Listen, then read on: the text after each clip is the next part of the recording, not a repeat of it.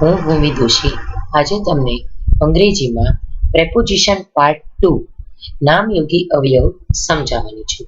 તે simple rule based છે અને પ્રેપોઝિશન પાર્ટ 2માં ફોર, સિન્સ અને ફ્રોમનો સમાવેશ કરેલો છે. મિત્રો, મારી channel study with Bhumi subscribe ના કરી હોય તો સબસ્ક્રાઇબ કરી દેશો. સૌથી પહેલા આપણે જોઈએ કે ફોર એટલે અમુક સમયથી, ડ્યુરેશન ઓફ ટાઈમ એટલે સમયનો ગાળો દર્શાવે છે. નંબર એટલે કોઈ અંક સંખ્યા બતાવે છે. ટાઈમ વર્ડ એટલે સમય સૂચક શબ્દ દર્શાવે છે. આ શબ્દોની આગળ ફોર લગાડવામાં આવે છે. ઉદાહરણ તરીકે ફોર 5 સેકન્ડ, 5 સેકન્ડથી. ફોર 1 મિનિટ, 1 મિનિટથી. ફોર 2 અવર્સ, 2 કલાકથી. ફોર 1 વીક, 1 અઠવાડિયાથી. ફોર 3 મંથ્સ, 3 મહિનાથી. ફોર 5 યર્સ, 5 વર્ષથી. અને આ જે શબ્દો છે બધા સમય સૂચક શબ્દો છે. ધારો કે ફોર મેની ડેઝ, ઘણા દિવસોથી. ફોર ફ્યુ ડેઝ, થોડા દિવસોથી. ફોર મેની યર્સ, ઘણા વર્ષોથી. ફોર ફ્યુ મંથ્સ, થોડા મહિનાઓથી. ફોર અ લોંગ ટાઈમ, ઘણા સમયથી. અને ફોર અ વાઇલ. તો આ બધા શબ્દોની આગળ હંમેશા ફોર લાગે છે. હવે બીજો નિયમ છે ફોરનો કે અમુક સમયથી, એટલે કે આપણને સમયગાળો ચોક્કસ આપેલો નથી. અચોક્કસ સમયગાળા દર્શાવવા માટે ફોરનો ઉપયોગ થાય છે. આપણને ચોક્કસ કીધેલું નથી કે ટાઈમ પીરિયડ કેટલો છે.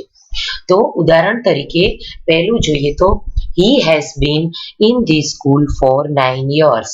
તે આ શાળામાં 9 વર્ષથી જોડાયેલા છે. સ્કૂલનો સમયગાળો આપણને ફિક્સ કીધેલ નથી, અનુમાન કીધેલ છે કે 9 યર્સ એટલે 9 વર્ષોથી. પણ ક્યાંથી સમય ચાલુ થયો છે ને ક્યારે પૂરો થયો છે તે આપણને કીધેલું નથી. બીજું ઉદાહરણ જોઈએ. I have worked in Mahavir institute for 5 years. મેં મહાવીર ઇન્સ્ટિટ્યૂટમાં 5 વર્ષ કામ કરેલું છે. તો 5 વર્ષ કામ કરેલું છે એમ કહેલું છે આપણે, પણ ક્યારે સ્ટાર્ટ કર્યું છે, કયા સાલથી, કયા વર્ષથી સ્ટાર્ટ કર્યું છે તે આપણને કીધેલું નથી. ત્રીજું ઉદાહરણ જોઈએ. Bina has been living in Gandhinagar for 2 years. Bina ગાંધીનગરમાં 2 વર્ષથી રહેલ છે. તો હજી પણ બીના રહે જ છે. ભૂતકાળ છે અને વર્તમાન કાળ પણ છે. એટલે કે 2 વર્ષથી રહે છે, ક્યારથી રહેવાનું સ્ટાર્ટ કર્યું તે આપણને કીધેલું નથી. તો આ 9 યર્સ, 5 યર્સ, 2 યર્સ તે અચોક્કસ સમયગાળો છે, તેની આગળ ફોર લાગશે. પછી ત્રીજું છે કે ફોર માટે શબ્દમાં પણ વપરાય છે. એટલે કે મારા માટે, તમારા માટે, બધા માટે વગેરે. તો ઉદાહરણ છે પ્લીઝ વેઇટ ફોર મી. મહેરબાની કરીને મારા માટે રાહ જોવો. તો શું કહ્યું છે? મારા માટે. તો મી ની આગળ પણ ફોર લાગશે. પછી બીજું ઉદાહરણ છે please do work for me. મહેરબાની કરીને મારા માટે કામ કરો. અથવા એમ પણ કહી શકાય please do work for you, do work for him. તો તેના માટે કામ કરો, તમારા માટે કામ કરો વગેરે. તો મી એટલે કે માટે શબ્દ માટે પણ ફોર વપરાય છે. અને બીજો એક યાદ રાખવો પડશે કે ફોર કે સિન્સ પૂર્ણ વર્તમાન કાળ કે ચાલુ પૂર્ણ વર્તમાન કાળમાં જ આવે છે. તે આપણે ટેન્સના વિડીયોમાં સમજશું. હવે આપણે બીજો ટોપિક જોઈએ સિન્સ. સિન્સ એ ક્યારે વપરાય છે? તો પોઈન્ટ ઓફ ટાઈમ, ડેટ કે સ્ટાર્ટિંગ ટાઈમ દર્શાવે છે. સિન્સમાં નિશ્ચિત સમય આપણને જણાવી દીધેલો હોય છે. જ્યારે નિશ્ચિત સમય આપણને બતાવી દીધેલો હોય છે તેની આગળ સિન્સ લાગે છે. અથવા તો સ્ટાર્ટિંગ ટાઈમ એટલે શરૂઆતનો સમય આપણને કહી દીધેલો છે કે આ વર્ષથી ચાલુ કરેલ છે, એટલે તેની આગળ સિન્સ લાગશે. ઉદાહરણ તરીકે સિન્સ મંડે એટલે સોમવારથી.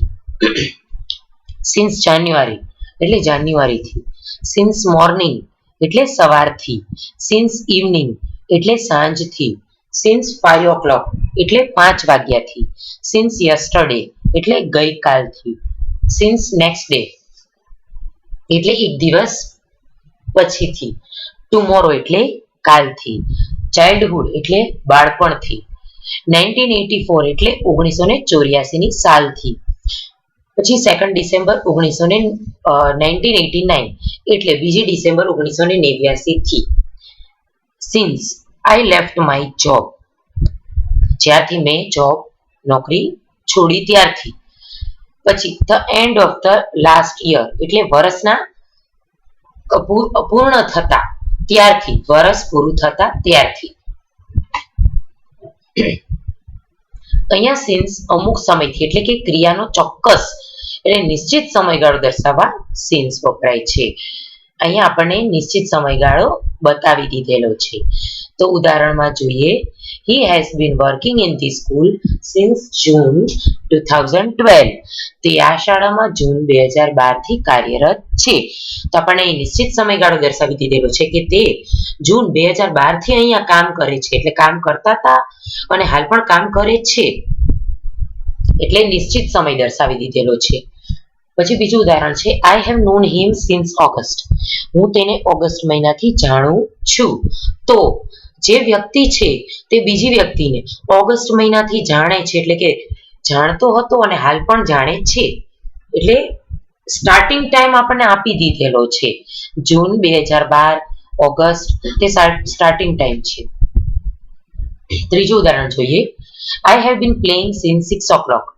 હું 6 વાગ્યાનો રમું છું. તો ધારો કે અત્યારે 10 વાગ્યા હોય તો તેણે શું કીધું કે હું 6 વાગ્યાનો રમું છું, એટલે તે 6 વાગ્યાનો રમે છે ને હાલ પણ રમવાનું ચાલુ છે. તો આ જૂન 2012, ઓગસ્ટ અને 6 વાગ્યા એ ચોક્કસ સમયગાળો આપણને આપી દીધેલો છે. તેની આગળ સિન્સ વપરાય છે. હવે જોઈએ ત્રીજું, ફ્રોમ. ફ્રોમ એટલે કે થી અથવા માંથી. કોઈ ચોક્કસ સમય કે સ્થળના સંદર્ભમાં ફ્રોમ વપરાય છે. તો ઉદાહરણમાં છે કે mister Shah is comes from India.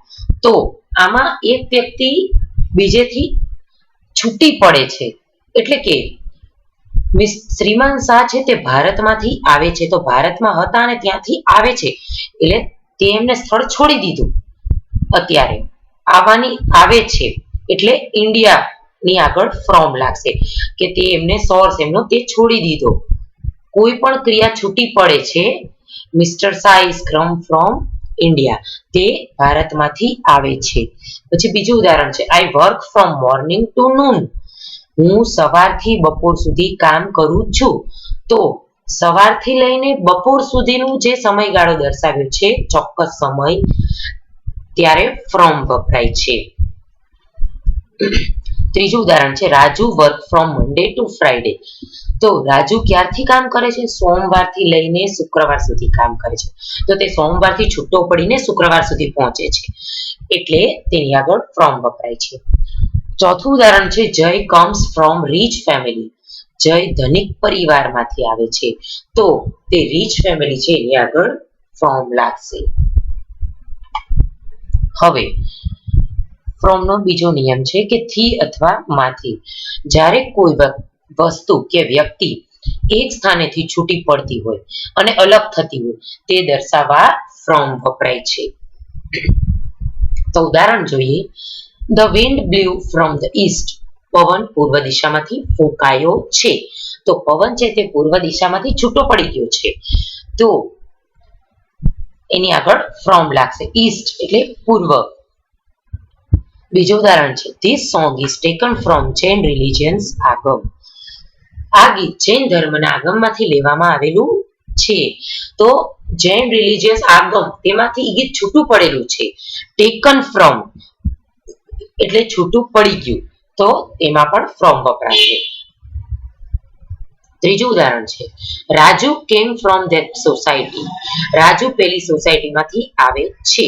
તો રાજુ રહે છે તે સોસાયટીમાં, પણ તેથી અત્યારે આવી ગયો છે, તો તેથી છૂટો પડી ગયો છે. રાજુ પેલી સોસાયટીમાંથી આવે છે, તો ધેટ સોસાયટીની આગળ ફ્રોમ લાગશે. ચોથું ઉદાહરણ છે, I will play from 4 o'clock. હું 4 વાગ્યાથી રમીશ. તો તે 4 વાગ્યાથી છૂટો પડે છે, એટલે 4 o'clock ની આગળ ફ્રોમ લાગશે. હવે બીજું છે ફ્રોમ એટલે જ્યારે કોઈ વસ્તુના નિર્માણમાં મૂળ સ્વરૂપ ચેન્જ થાય છે ત્યારે ફ્રોમ વપરાય છે. જ્યારે કોઈ એક વસ્તુ જેમાંથી છૂટી પડીને બીજી વસ્તુ બને છે ત્યારે પણ ફ્રોમ વપરાય છે. તો ઉદાહરણ જોઈએ તો તમને વધારે ખ્યાલ આવશે. Floor is made from wheat, એટલે ઘઉંમાંથી લોટ બને છે. તો એનું મૂળ સ્વરૂપ શું છે? ઘઉં, પણ તેમાંથી છૂટું પડીને શું બને છે? લોટ. તો ઘઉંમાંથી છૂટું પડીને વસ્તુ લોટ બને છે. તો flour is made from wheat, ઘઉંમાંથી લોટ બને છે. તો ઘઉંમાંથી છૂટું પડી ગયું છે અને બની ગયું છે લોટ. બીજું ઉદાહરણ છે, curd is made from milk, તો દૂધમાંથી દહીં બને છે. તો ડાયરેક્ટ દહીં તો બનતું નથી, તો તેનું પહેલો સોર્સ શું છે? તો તે છે દૂધ. દૂધમાંથી આપણે મેળવીને છાશ બનાવીએ, દહીં બનાવીએ છીએ અને દહીંમાંથી છાશ બનાવીએ છીએ. તો curd is made from milk, તો દૂધમાંથી છૂટું પડીને વસ્તુ દહીં બને છે. તો તેમાં પણ ફ્રોમ વપરાશે. હવે આપણે મિત્રો આ બધા નિયમ જોઈ ગયા, તેના ઉદાહરણ જોઈ ગયા. તો હવે થોડી એક્સરસાઇઝથી તમને વસ્તુ યાદ કરાવી દઈએ કે શેમાં શું આવે છે. પહેલી ખાલી જગ્યા છે, I have been teaching English dash 2005. તો હું 2005 થી અંગ્રેજી ભણાવી રહી છું. તો હાલ પણ ક્રિયા ચાલુ છે. તો તેમાં કયો નિયમ આવશે મિત્રો? તો આપણને ચોક્કસ સમય આપી દીધેલો છે કે 2005, તો તેમાં ચોક્કસ સમયગાળો આપી દીધેલો હોય તો તેમાં કયો નિયમ લાગુ પડશે? સિન્સ નો. I have been teaching English since 2005, હાલ પણ ચાલુ જ છે ક્રિયા. બીજું જોઈએ, we will go on a car trip dash 10 days. અમે 10 દિવસ માટે કાર ટ્રીપ પર જઈશું. તો તેમાં મિત્રો આવશે ફોર. આમાં અચોક્કસ સમયગાળો છે, આપણને 10 દિવસ માટે જશું કીધું છે, ક્યારે જશું એ આપણને કીધેલું નથી, તો તેમાં ફોર આવશે. પછી આવે છે, Alkaben has been teaching dash years. Alkaben વર્ષોથી ભણાવી રહ્યા છે. તો વર્ષોથી કીધું છે, અચોક્કસ સમયગાળો છે, આપણને સ્ટાર્ટિંગ ટાઈમ કીધેલો નથી, તો તેમાં ફોર આવશે. Alkaben has been teaching for years. પછી બીજી ખાલી જગ્યા આવશે, they have been playing video games dash 5 o'clock. તેઓ 5 વાગ્યાથી વિડીયો ગેમ્સ રમી રહ્યા છે. તો 5 વાગ્યાથી રમી રહ્યા છે ને હાલ પણ ચાલુ જ છે, તો ચોક્કસ સમયગાળો આપી દીધેલો છે, તો ત્યાં આવશે સિન્સ. હવે બીજી ખાલી જગ્યા છે, આઈ એમ કમિંગ ડેશ પાલનપુર. હું પાલનપુરથી આવી રહ્યો છું. તો સોર્સ એક વસ્તુ છોડીને બીજી જગ્યાએ આવે છે, પાલનપુરથી આવી રહ્યો છે, તો તેમાં શું આવશે? ફ્રોમ આવશે. હવે આવશે, my wife has been sick dash last Sunday. મારી પત્ની ગયા રવિવારથી બીમાર છે. ચોક્કસ સમયગાળો આપી દીધેલો છે, તો તેમાં આવશે સિન્સ.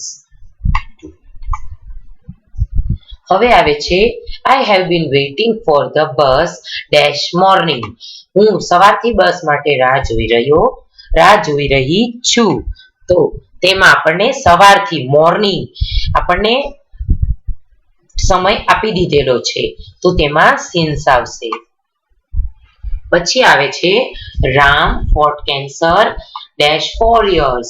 રામ 4 વર્ષથી કેન્સર સામે લડી રહ્યો છે. આમાં સ્ટાર્ટિંગ પોઈન્ટ આપણને કીધેલ નથી, 4 વર્ષથી એટલે કયા સમયથી લડી રહ્યો છે તે કહેલ નથી, તો તેમાં આપણે ફોર વાપરીશું. હવે આવશે મિત્રો, Manish was unemployed dash 8 months. Manish પાસે 8 મહિનાથી નોકરી નથી. તો આપણને 8 મહિનાથી કીધેલું છે, કઈ સાલથી કીધું નથી, તો એમાં આવશે ફોર. હવે આવશે, આઈ હિયર્ડ ઇટ ડેશ વિજય. મેં તેને વિજયથી સાંભળ્યું છે, તો તેમાં આવશે ફ્રોમ. મિત્રો, તમે મારી channel study with Bhumi subscribe ના કરી હોય ચેનલ, તો સબસ્ક્રાઇબ કરી દેશો અને તેની પાસે બેલ આઇકોન છે, તમે જોઈ શકો છો સબસ્ક્રાઇબની બાજુમાં બેલ આઇકોન છે, તે એકવાર ક્લિક કરી દેશો. લાઈક કરજો, કમેન્ટ કરજો અને સબસ્ક્રાઇબ કરજો. Thank you.